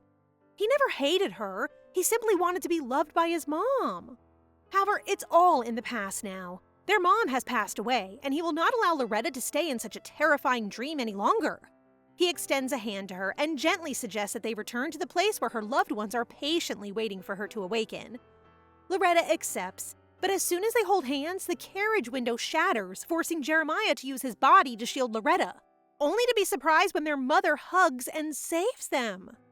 After a long time, he hears her loving voice again, pleading with God to protect all of her 4 darling children and wishing them all happiness. After that, he awakens with Loretta and Melody by his side, and he starts muffling his cry. It may not be the closure he wants, but it's definitely the one he needs. After calming down, he notices that their bed is filled with petals, the same ones in Loretta's memory, which captures his interest because he has repeatedly tapped into the memories of others, but none of it has altered reality. Melody is the only variable today, thus he believes this could be related to her power. He's completely absorbed in his thoughts when he suddenly realizes, to his surprise, that he's lying next to Melody, which sends a rush of panic through him. He looks extra adorable and mature without his glasses. Melody then wakes up, prompting this shy boy to immediately put on his glasses. When she hears Loretta's voice, she instinctively wraps her arms around the little one, sobbing with relief that she's now okay. With a big smile, Loretta expresses her deep love for both her mother and Melody, which stuns the older girl. Melody then turns to Jeremiah, pleased to learn that he really spoke with Loretta, otherwise Loretta's memories of their mom would have not returned. Jeremiah blushes at Melody's smile, but they are stopped as Loretta cutely and proudly announces that she knows who he is. Jeremiah Baldwin! Our cutie patootie cheeseball is really back. Jeremiah takes a few moments to compose himself before correcting his little sister that his name is actually Jeremiah Baldwin. Aw, he finally uses his last name. Loretta quickly informs him that their mother's judgment of Jeremiah's cuteness and intelligence was correct, which piques his interest. She playfully acts adorable and tells him that if he's curious to learn more, she'll share next time, encouraging him to return home, and to seal the deal, they make a pinky promise. Later that night, Jeremiah writes a report to the Magic Tower, detailing his successful mission. But now that he thinks about it, the massive storm event in Loretta's dream felt too real, leading him to suspect that it actually happened. He hesitates to write it down because he knows that if what he experienced in Loretta's mind is true, he has no authority to reveal it to anyone. Though curious, I must commend this boy's maturity. As he exits the mansion, ready to return to the Magic Tower, he realizes that he has been so focused on his own emotions that he has overlooked other possible reasons why their mother left. He then gazes at his father, realizing that he must have also lied to him in order to protect him. Jeremiah remains immersed in his thoughts when he suddenly loses his balance, but fortunately, his father is there, ready to catch him just in time. Jeremiah has so many questions, but there is one thing that bothers him so much. Despite his fear, he holds out hope that his father's answer will be positive, so he confronts him to see whether he actually wants him to give up his family name, Baldwin. He looks so innocent. After a brief pause, Jeremiah's father gently holds his hands and shares that he had never hoped for it, which surprises him and prompts him to give his father that gentle smile, expressing that he feels the same way. Before Jeremiah leaves, his father promises him that he will always be waiting for him to return. But our little lad here proudly smiles and declares that he will most likely be the one to visit him in the Magic Tower, since he will certainly acquire his title. The Duke swears to visit no matter what, prompting Jeremiah to wave him goodbye with a wide smile. Look at him smile now! So cute! As he boards the carriage, he decides to just hear Dutchie's secrets from someone who has long been a part of it, hoping that one day he'll learn the whole truth from his father. Later that day, Ronnie is surprised to find his brother Claude's report card showcased in a striking gold frame, celebrating him as the valedictorian of the entire class. Mr. Higgins then informs him that they proposed to host a banquet for Claude, but he declined, likely because it was a natural outcome for him. After that, Ronnie walks down a staircase, pondering if being at the top of the class is genuinely fulfilling. And as he continues, he notices Loretta walking nearby. The little sister dashes over to him, eager to share a secret. She softly inquires if he has ever witnessed Grandma Higgins unveil the heavenly ladder, a question that leaves him confused. She then innocently points to the ceiling, asserting that's where the heavenly ladder originated, and she describes witnessing Granny ascend the ladder, convinced that it must be a route to heaven. Nevertheless, she feels uncertain about her next steps, as she cannot reach the ceiling. This leads Ronnie to clarify that even with her height, there are many methods to access it. He then proposes that they search for a long wooden stick in the garden, which fills Loretta with excitement. Ronnie is currently seeking a long wooden stick, but he can't get rid of his curiosity about whether there's a path to the attic, as Loretta claims. He then considers that the missing June records might be there, and remembered Claude warns him that if the record is truly important and out of sight, it must have been hidden somewhere no one can see, prompting him to believe that a great secret is written there. Out of nowhere, he is surprised to find Loretta at the window of Melody's room, leading him to think that she's already confided in Melody. However, Loretta clarifies that Melody is with Granny, and this little bun expresses her desire to assist him in searching for a long stick. She then ascends onto the window, prompting Ronnie to feel a surge of panic. Mr. Higgins catches sight at her at the last moment, but she's already springing off the window, something that Ronnie successfully blocks. Ronnie ends up with a minor knee injury and is now in the Duke's office feeling frustrated, as this marks the second occasion he's placed Loretta in danger. Wayne is taken aback when Ronnie unexpectedly expresses his wish to achieve greatness on par with his brothers Claude and Jeremiah. You know, middle child problems. He realizes that Ronnie would struggle to comprehend the idea that each of them has unique abilities, and there's no need to hurry. Now that Daddy is considering ways to encourage his son, he gives him a significant assignment: to plan a family feast. So instead of words, he wants to show that he trusts Ronnie. Brilliant! Wayne reminds Ronnie that he has been in charge of their mansion, and he grew up watching their attendance. He goes on to say that anyone can organize a party, but only those who have known them for a long time can throw a banquet that honors one's heart. Hence, Ronnie is the best person for the task. Look at this little man's cheeks flush as he's overjoyed that his dad has faith in him to pull this off. So he gets to his feet and vows to give it his all before bolting out the door, much to Wayne's amusement. The best father.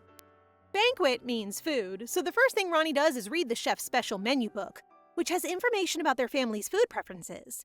However, he has only one issue. Melody's favorite dish is not included in the notes. Well, to be more specific, Melody simply eats whatever she's given. Speaking of the lovely girl, she shows up, so Ronnie informs her that he is in charge of the forthcoming banquet, and he intends to have everyone applaud him for it, including her. Now that he thinks about it, Melody does keep her favorite ink, which suggests she is also the person who eats their favorite meal last, and he has noticed that she eats her meat last. Look at this bambino noticing the little things about Melody!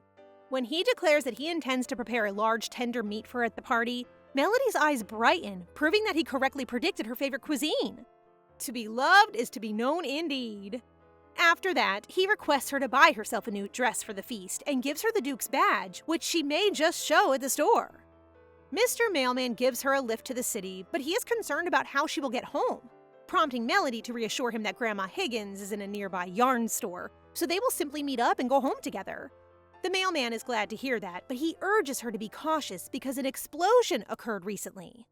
After they wave farewell, our girl gathers her courage to enter a prestigious-looking dress boutique, and as she prepares the badge she needs to present to the owner, a haughty-looking lady who appears to be the owner immediately suspects she's only an errand girl. The madam becomes annoyed and demands Melody to read the catalog she holds, but our girl feels confused and unsure of what to do, prompting the madam to kick her out. The owner then hits Melody in the forehead with the catalog, which confuses her even more. But what surprised her the most is that Claude is behind her. My boy is enraged, and while maintaining his usual smile, states that if she wants to sue the shop, he is more than willing to testify. He is back, and bankruptcy is coming to you, madam. Claude hastily examines her forehead and smiles after confirming that the shop owner did not hit her with such force, or else the Duke will surely get mad at him. Melody gets confused as to why the Duke would ever punish him, prompting Claude to remind her that she is their family's guest, which catches her off guard and causes her to smile. In the store, the owner reaches down to pick up an object she sees shining on the floor, and to her horror, it turns out to be the Baldwin badge.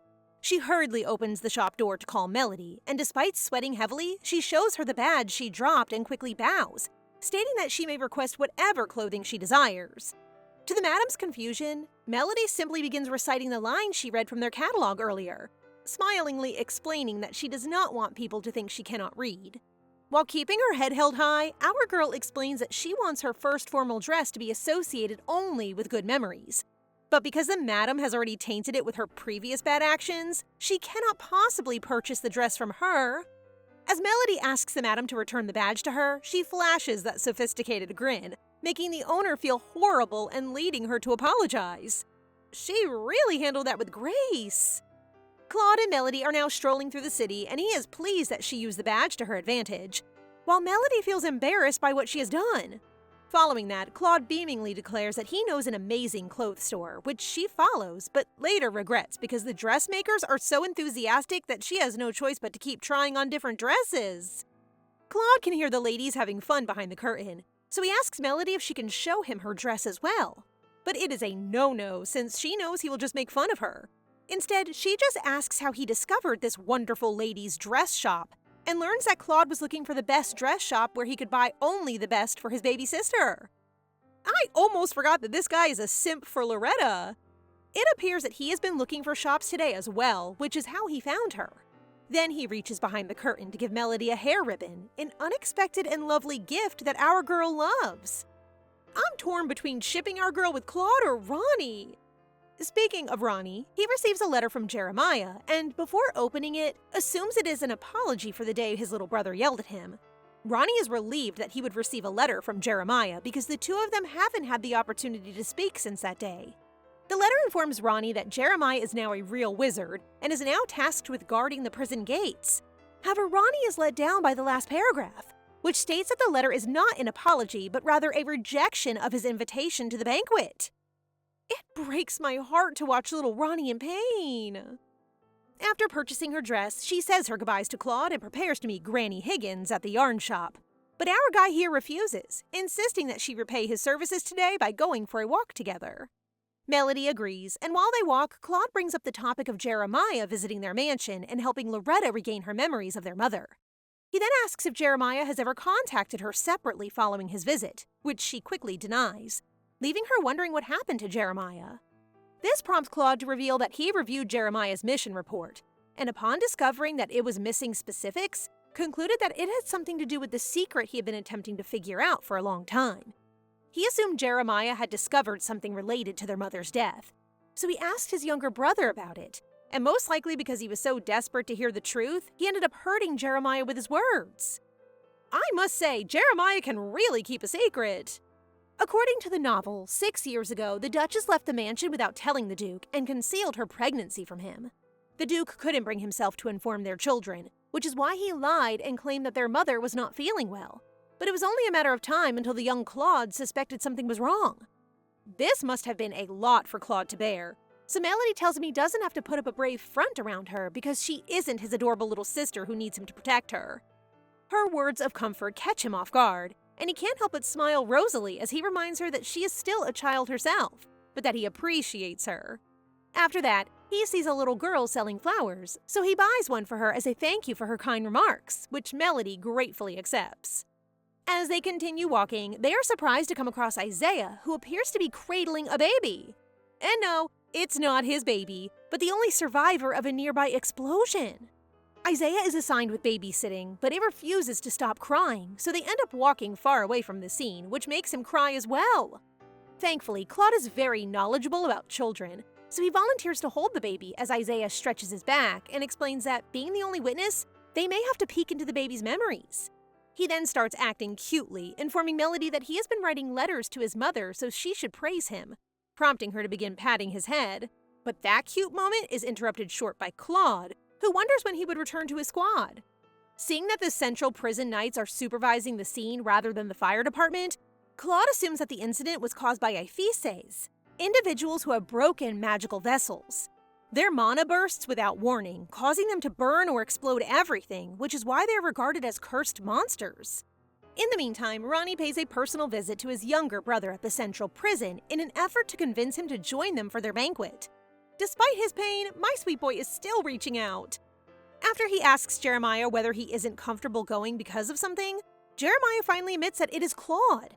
Ronnie gets confused and wonders if they met without his knowledge, but Jeremiah refuses to tell him anything and simply gives him a nice smile while thanking Ronnie for his visit, but his answer is still no, which really saddens my boy here. Ronnie has returned home, and while he is busy planning for the celebration, he can't help but wish for their family to come together. He appears low, but not after Melody enters to offer him tea, who also informs him that she has already bought a dress.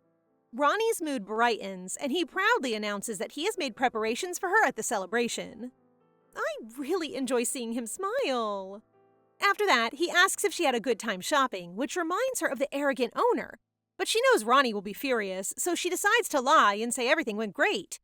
Not long after, a servant knocks on the door and informs both of them that they have received flowers from the dress shop, stating that it is a gesture of apology, which surprises Melody. She panics and wants to check it herself, which makes Ronnie suspicious and instructs the servant to bring it in before she can hide it. As expected, Ronnie is frustrated that Melody was treated so badly by the shop, but he freezes when she states that Claude arrived and assisted her in buying from another store. Once again, it was his brother who cleaned up the mess, which is making Ronnie feel worthless because he isn't good at anything. Plus, the banquet he's hosting is also in disarray. As he begins to feel overwhelmed, he tells Melody to just leave him alone, and he begins to cry. Can I take this little boy home and give him a hug? The next morning, our snuggle bunny Loretta enters Ronnie's room to wake him up, sensing he's struggling these days. She understands that he has a lot going on, from studying to hosting a party and even taking the time to help her find a stick. Loretta then says that things must be pretty difficult for him, especially since he's such a caring brother. Her words bring warmth to his heavy heart, and he embraces her, expressing gratitude for having a baby sister who always believes in him, even when he feels disappointed in himself. Such beautiful souls. I love them. With his confidence restored, Ronnie steps into his father's office to plan the feast. The banquet day has finally arrived, but when Ronnie knocks on Melody's door, he is surprised to see her in tears, making him give that "what the heck happened to you" look. However, that quickly turns into a blush as Melody swings open the door, showing her lovely dress. She clarifies that she had accidentally dropped her fan and struck her head on the desk's edge while trying to pick it up, leading to severe pain. He then asks her to bend down so that he can lightly blow on the damaged area. But as their gazes meet, he quickly sprints away and blushes like a tomato. He stutters as he explains that his action is nothing more than an ancient medical treatment used between close people, which causes Melody to flush as well, but she wonders if it is proper that he used such precious medication on her. My little sweetum is getting shy, but he reminds her that they're friends, and he also takes the chance to reassure her that she can count on him too as he promises to protect her. He goes all out now by saying Melody looks really beautiful today, which makes her very happy, and she returns the remark. My boy's making his move cute. They chat for a bit longer until adorable Loretta shows up, and then they all head to the banquet hall. So squishy and adorable. Meanwhile, Claude is on the balcony pondering on his talk with Ronnie. He actually apologized to Ronnie for making the banquet preparations difficult due to his fight with Jeremiah. Claude is concerned that Jeremiah will not attend because he is around, but he is surprised to receive a cheeky smile from Ronnie, who assures him that he has everything covered. However, he still can't help but feel bad when he notices a carriage below and sees Owen, the Tower Master, and little Jeremiah following him from behind. Prior to the scheduled banquet, Ronnie informs his father regarding his desire to extend an invitation to Lord Owen from the Mage Tower. Even though he knows Lord Owen prefers to avoid noble matters, he firmly believes, given the steady nature of his responses to his letters, that Lord Owen consistently places importance on issues concerning Jeremiah. Thus, he earnestly seeks his father's approval to extend an invitation to the Lord of the Magic Tower, assured that he will be pleased to accept. I actually never thought of this as an option. Such a really clever boy. Inside the banquet hall, Melody is surprised to discover that Ronnie used the Lord of the Magic Tower to invite Jeremiah. To start the event, Ronnie delivers the welcome speech, expressing gratitude for the presence of everyone and sharing that they're celebrating 3 significant things. To begin with, there's a celebration for Claude's remarkable achievement of attaining the top rank at the Academy. Next, they are honoring Jeremiah's new title as Wizard Baldwin. Finally, they are rejoicing for Loretta, who has completely regained her health. Ronnie, on the other hand, apologizes and explains that while he strives to make dishes that cater to everyone's tastes, he changes his mind and decides to modify the menu, which may include dishes they don't generally appreciate or dishes that carry wonderful memories. Then, cake is served as the first dish for their father because Ronnie remembered their mother telling him that the reason their father no longer ate cake was because he hid a ring in a big cake to propose to her. He didn't mark where he hid it, so he ended up eating the whole cake only to find the ring in the last slice, making them all laugh and changing the atmosphere of the room. The second dish is rye bread, but before Ronnie can elaborate, Jeremiah interjects to inform everyone that it's easy to consume and provides lasting satisfaction. Suddenly, Claude interjects to say that he likes how convenient rye bread is too, but of course he doesn't always eat it. With a cheerful expression, he asks Jeremiah if he likes snacks as well, which the little one agrees, and they begin discussing the meals they enjoy. Claude then gives him that loving smile and says that they really do have the same taste, prompting Jeremiah to look away and get all shy after realizing he got too excited. After observing everyone, Ronnie hopes for more opportunities to engage in conversations in the future, as he realizes that despite sharing the same name, they know very little about one another. My best boy worked hard to find a dish that Claude and Jeremiah both enjoy, and he hopes that next year they may share more stories, which Jeremiah shyly agrees to. Ronnie is overjoyed, and soon everyone is smiling and savoring their lunch together. This is so wholesome, and Ronnie is really the family's glue. Music starts playing after their meal, prompting the Duke and the Tower Master to relax with their wine and engage in conversation. Claude, Melody, and baby Loretta, on the other hand, are enjoying themselves on the dance floor, which makes Ronnie, our little host here, relieved that everything is going well. Suddenly, he becomes startled when for the first time, Jeremiah initiates a conversation with him, asking straight up if Ronnie sees Melody differently. Ronnie flushes at his brother's question but quickly denies it, prompting Jeremiah to reveal that, unlike him, he finds Melody intriguing. He expresses that he finds it difficult to believe that the girl is only a slave trader's daughter and wishes to study her at least once, causing Ronnie to stress out and remind his little brother that Melody is his friend and his family's guest. Are we adding little Jeremiah to the harem? Wait, I keep having trouble deciding between the brothers that I forgot Loretta was the one who proposed first. Anyway, Ronnie shifts the subject and asks Jeremiah whether he's upset that he used the Tower Master to invite him, to which Jeremiah confirms, but admits he already forgot about it since he was having too much fun. Ronnie then holds Jeremiah's hand and apologizes, making the younger one feel guilty. Because he considered himself a victim his whole life, he was unbothered about the hurtful things he said and did to his family.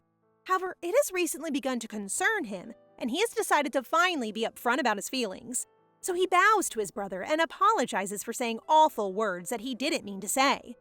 Ronnie becomes shy, but Jeremiah continues and expresses how much he admires him, his kindness, his love for his family, and even for lowering his pride to apologize is very impressive. The fact that Jeremiah says that he respects him and aspires to be just like him makes Ronnie feel warm and fuzzy inside. After everything, his love finally reaches his brother. Not just Jeremiah, but the whole family gathers, with his father praising him for his efforts, Loretta enjoying all the food, Claude commenting that this is the most exciting banquet he has ever attended, and Melody complimenting him on the very thoughtful meal, and even wondering how he came up with it. Ronnie is so overjoyed that he stands there and cracks the cutest, most cheeky smile imaginable. Look how all of his hard work paid off! You did wonderful, sweetie! He proceeds to ask Melody to dance and playfully replies to her question, claiming that it is only normal because he's a genius, which prompts our girl to flash that adorable smile. Owen then decides to use his magic to make the entire venue go sparkly, leading the kids to have so much fun that Wayne wishes Beatrice had been there to witness it with him. He reassures her in his thoughts that their children have grown up nicely, leading him to believe that he may soon tell them their secret. Then he thinks back on his proposal and how much fun he and Bea had on that day. Surely, a love story we failed to protect. The evening has arrived, and the party has finally come to an end. Loretta dreams of becoming a wizard after witnessing Owen's magic, but Ronnie reminds her that no one can become one, prompting Owen to join their conversation and reveal that Loretta possesses a magical vessel. He tries to test her abilities, but our baby swiftly hides behind her brother Ronnie and bluntly says she's afraid of his beard. Kids say whatever comes to mind, so sorry, not sorry, mister. Meanwhile, Jeremiah is with his father and apologizes for leaving so quickly, which the Duke understands given that he knows he'll be sent to the central prison. He then informs Jeremiah that he'll be visiting the central prison soon too, which surprises him, but shortly realizes that it must be an order from the Emperor. The Duke then informs him that he will need to visit the prison to discuss the arrangement for a certain lady prisoner, which makes Jeremiah uneasy. Wait, the mysterious lady has brown hair just like Melody. Is it possible that the lady is connected to our baby? Whatever the case may be, this prompts Wayne to pat his son on the head and wish that he will not overwork. As he gently touches his son's cheek, Jeremiah leans in and smiles, wishing the same for his father. Cute! The next day, the Duke decides to take Loretta and Melody to an art gallery, and Daddy here is having trouble keeping up with his speedy little ball of sunshine, while Melody is captivated by a painting. However, she is interrupted by a young lady who unexpectedly labels her as a lowly person. Melody gazes at the girl's father and recalls him as one of the vassals who attempted to humiliate her but got kicked out by the Duke. He really passed on his arrogance to his daughter. The girl then says that now that Melody likes the painting, no one will ever buy it, and that Melody is only sticking with Loretta in order to collect things from the family. Our precious girl looks down and denies it, but she's taken aback when the father laughs at her and reminds her that she owns nothing from head to toe. Oh, how I wish the Baldwins were here. After a few days, the Duke receives letters from elders and vassals, leading him to suspect that something happened at the art gallery that Melody did not mention. He tears the letter and massages his brow as he tells Higgins that nobles want to kick Melody away and have their own children become friends with Loretta, as if Loretta is going to play with them. The Duke is sorry for Melody's suffering because of her mother's actions, and he hopes she can find a new family, prompting Gramps Higgins to provide him with a list of adoption options he asked. If you look closely, you'll see my name on the list.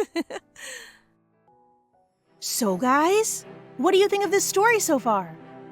Please subscribe and turn on notifications for updates on this and all our other stories, so you can be the first to find out when they're out. Thank you so much for your support. See you in the next one!